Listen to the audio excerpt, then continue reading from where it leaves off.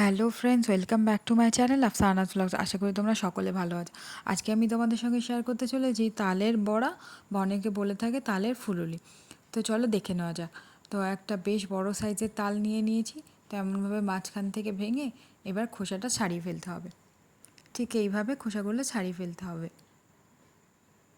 এই রেসিপিটা পুরো বানিয়েছেন আমার শাশুড়ি মা, যেটা আমি এখন তোমাদের সঙ্গে শেয়ার করছি।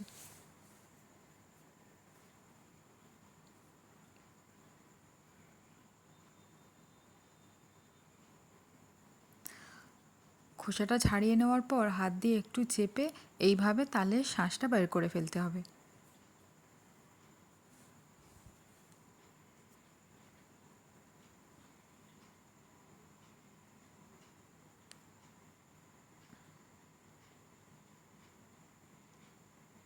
তো চলো তোমাদেরকে একটু দেখিয়ে দিই কতটা তালের শাঁস বেরোলো। এই দেখো, এইভাবে তালের শাঁস বের করে নিতে হয়, যদিও বা এখনও একটু বাকি আছে। তো চলো তালের শাঁসটা একটু পাক করে নিই। তো তালের শাঁসটা একটু উনুনে বসিয়ে পাক করে নিচ্ছি। এতে একটু নারকেল কুড়ো দেবে, তাই আমার শাশুড়ি মা একটু নরম নারকেল নিয়ে এটাকে কুড়ে নিচ্ছে।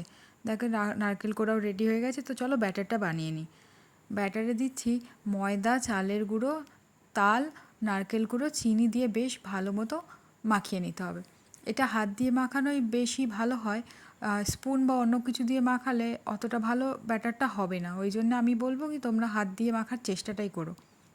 এতে অনেকে খাওয়ার সোডাও দেয়, আবার বেশি হয়ে গেলে তালের বড়াগুলো ফেটে যাওয়ার সম্ভাবনা থাকে। তো খুব অল্প পরিমাণেই দিতে হবে। এইভাবে সময় নিয়ে একটু মাখতে হবে। তো দেখো তালের ব্যাটারটা রেডি হয়ে গেছে। এদিকে আমার তেলটাও গরম হয়ে গেছে।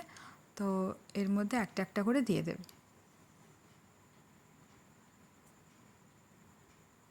এইভাবে তোমরা বাড়িতে ট্রাই করে দেখো, আশা করি তোমাদের ভালো লাগবে। আর কমেন্টে জানিও কেমন লাগলো। ভিডিওটা ভালো লাগলে, রেসিপিটা ভালো লাগলে চ্যানেলটাকে লাইক অ্যান্ড সাবস্ক্রাইব করো। তো এমনভাবে তালের বড়া আমরা ভেজে নিচ্ছি। তো দেখো তালের বড়া বা তালের ফুলুরি রেডি হয়ে গেছে, লাল লাল মচমচে।